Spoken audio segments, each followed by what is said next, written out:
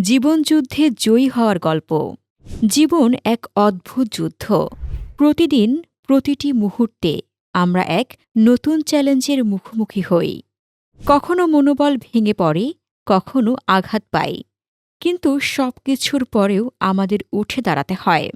আমি জানি, আপনি যেমন, আমিও কখনো কখনো ভাবতাম, আমি কি পারব? কিন্তু সত্যি কথা বললে এই প্রশ্নের উত্তর আমাদের হাতে থাকে। আমরা হাল ছেড়ে দিলে হারব, কিন্তু যদি আমরা সাহস নিয়ে আবার শুরু করি, তাহলে আমরা জয়ী হব। কখনো কখনো আমাদের যুদ্ধে সবার সাহায্য লাগে, কখনো নিজের শক্তি নিয়েই লড়াই করতে হয়।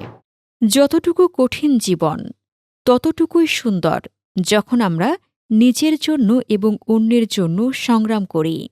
প্রতিটি ছোট জয় বড় এক লড়াইয়ের অংশ।